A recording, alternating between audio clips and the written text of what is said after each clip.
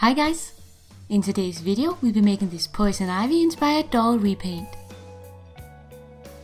This has been highly requested ever since I did my first Harley Quinn repaint, so I hope you enjoy.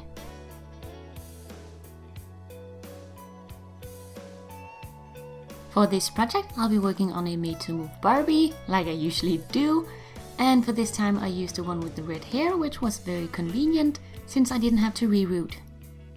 Therefore I just went straight into the repainting by removing her factory paint using Acetone nail polish remover.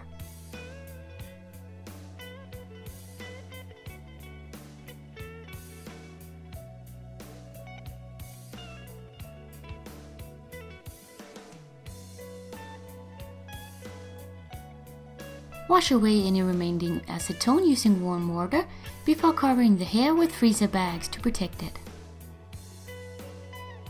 Now it's time to prime the face. I did that with Mr. Super Clear Spray in 3 thin coats, and a lot of you ask if this is a necessary step, and yes it is, otherwise your materials won't grip and you risk staining the vinyl. For the actual repaint I use my watercolor pencils. I have the Faber-Castell Architectura brand and also some chalk pastels. I started by sketching in the eyes, and I went for a quite seductive look since it fits the character. I spend a good amount of time at the beginning of each repaint trying to get the eyes to look how I want them. I start with one eye, getting the shape right, then I move on to the other eye, trying to make it as symmetrical as possible. And I think it really pays up to put the time into this step, because otherwise you might regret it later.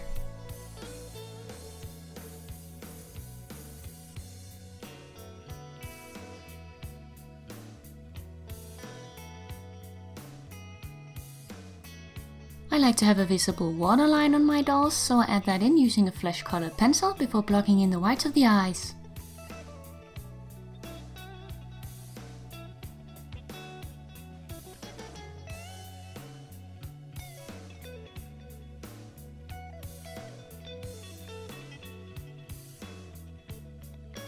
I like to initially place the eyebrows using some brown chalk pastel on a brush because it's easy to erase. Then I play around with a few shapes until I decide which one I'm gonna go with.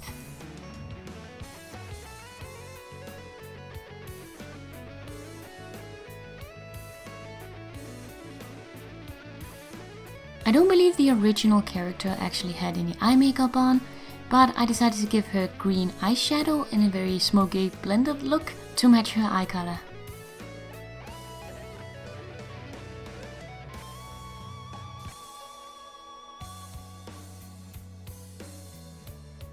I think the lips on the original character were more of an orangey color to match her hair, but I decided to go for red in my adaptation because it was a little closer to the doll's hair.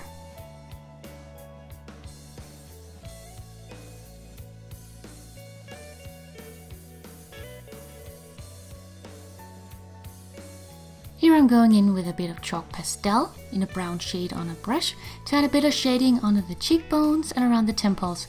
It's very subtle on camera, but it looks nice in real life. Then I added some white pastel for highlights.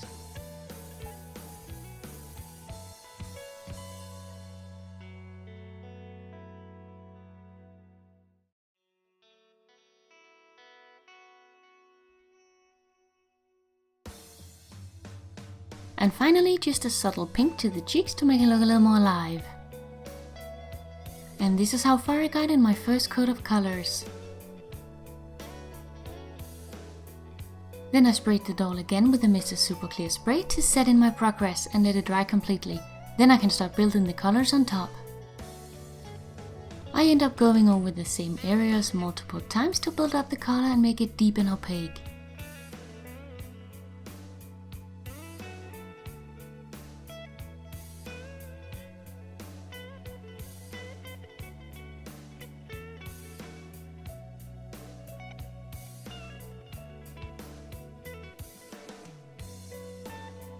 To smoke out the makeup I use some green pastel on a brush because it's nice to give a blended and smoky look.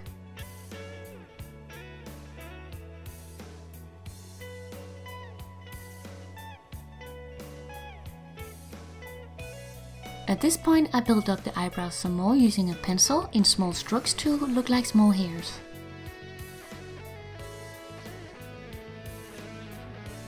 Remember to shade the white part of the eyes also, because otherwise it's going to look very flat.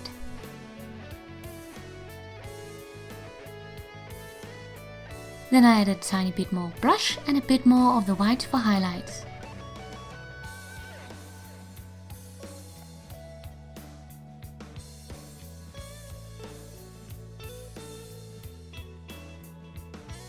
That's how far I got in this layer, and then I sealed it with the spray again. And here I just continue to build on top to build up the layers.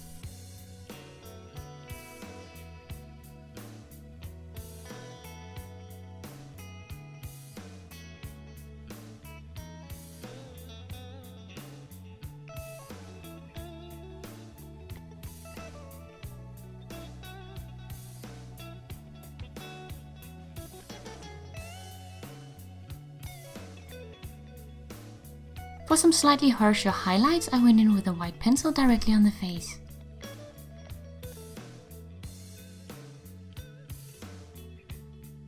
And finally, to add the highlights of the eyes, I used a watercolor effect of my pencil by rubbing a wet brush directly on the tip of the white pencil to pick up the color.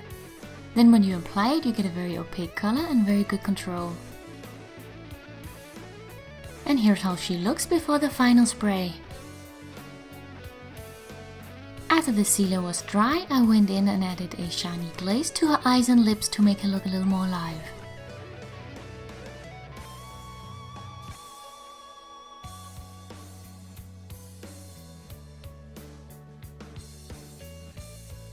Then remove the plastic and release the hair. Now that the face is ready, we can make her an outfit. I'll be using the kitchen film and tape method like I often do, by covering the doll's body in kitchen film and then tape so I can draw out the shape I want the pattern to be.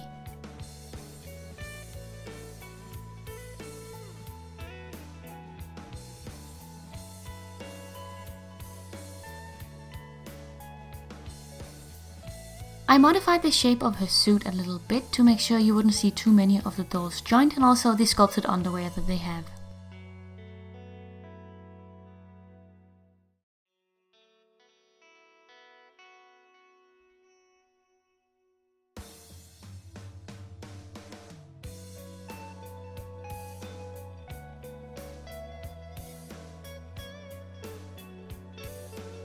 Once you have your pattern drawn out, you can cut out the pieces.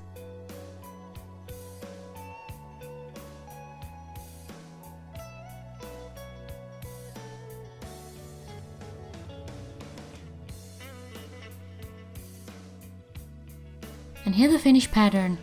I stuck it onto some green paper so it was easier for you guys to see. This is only half of the pattern because you just need this half so you can flip it over and draw the other half. Now you can pick out your fabric. I went for this fake leather in a dark green since it had a very nice shine and surface. Now place your pattern pieces onto the back side of the fabric and trace them on there. Once you trace the first half, flip the pieces over and trace the other half. Then cut all the pieces out, leaving plenty of room to sew.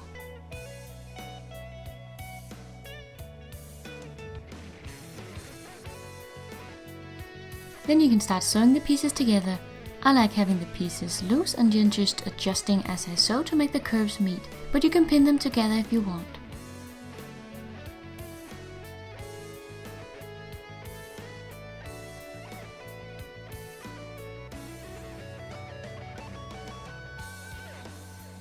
Once you sew two pieces together, you can cut away the excess at the seams. The curve might make the fabric twist and hard to cut, so you can cut small slits down the sides to make it lay flat before you cut away all the excess. Then continue sewing all the pieces together around the pattern. And here's one half done. When you sew together the other half, you can sew the two halves together at the front.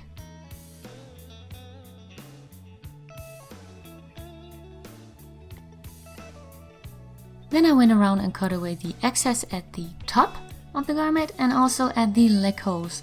And since this fabric doesn't fray, you don't have to think about that, but if you chose one that do, then fix it with a bit of fabric glue. Then fold the two back pieces together and sew up the bottom.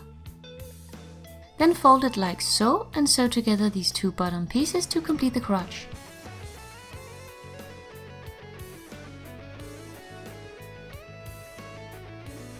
Then flip it right sides out and place it on your doll.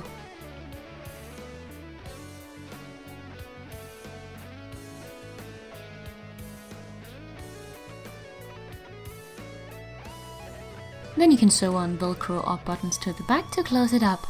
And then the suit is done. To make the leggings to go underneath, I took some gold tulle, folded it twice.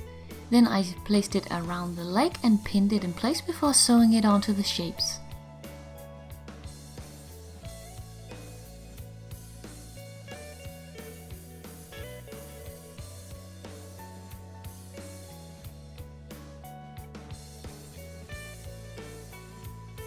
Then cut away any excess, slide it off the leg, turn it right sides out, and then put them both on again underneath the suit.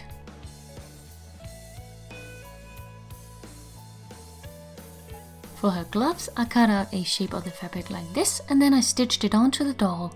I did it this way because making full gloves for a doll is pretty impossible without making it look like mittens or something, since their fingers are stuck together, so that's why I went for the more cuff-like route.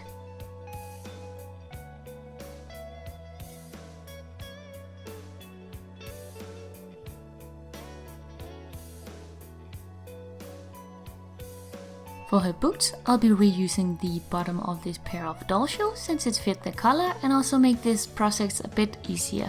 If you want to see how to make shoes from scratch, you can check out some of my other shoe videos. For the inner sole of the shoe, you want to trace a shape that's slightly bigger than the doll's foot onto some cardstock and cut it out. Then you want to dip it into some water, then stick it onto the doll's foot and keep it there while it dries to get the proper shape.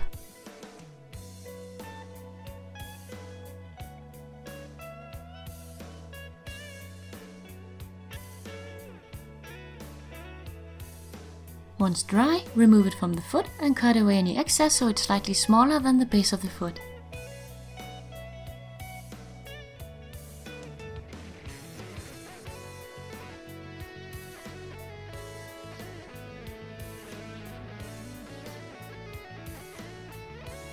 Next, I use a piece of sticky tack to stick the bottom of the shoe onto the foot in the angle I need it to be.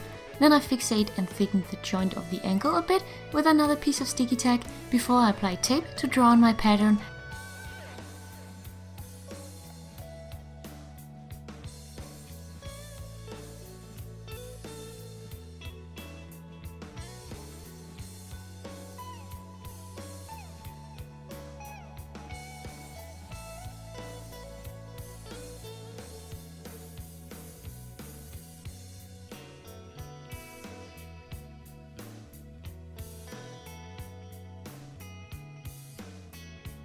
Then you cut off the tape, stick it onto some paper, and that's your pattern ready to be cut out of the fabric.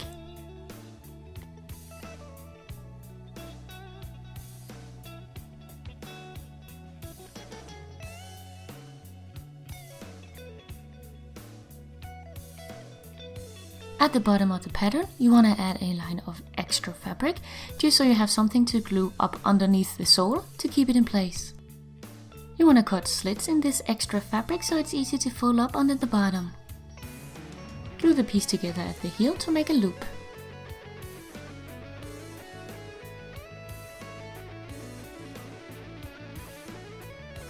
Then slide the loop onto the doll's leg, add glue around the base of the sole, stick the pattern on there, and then fold the flaps we cut earlier up under and glue them in place. Then glue the shoe bottom onto the base.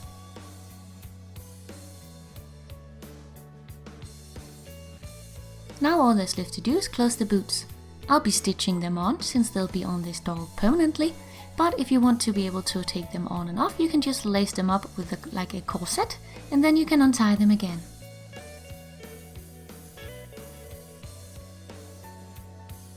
And that's it. Our Poison Ivy inspired doll is done. I really hope you guys enjoyed my take on Poison Ivy as a character, since you've been asking for it for so long. Thank you guys so much for watching. I hope you enjoyed the video. Leave me a like if you did, and I'll see you guys in a new one real soon. Bye!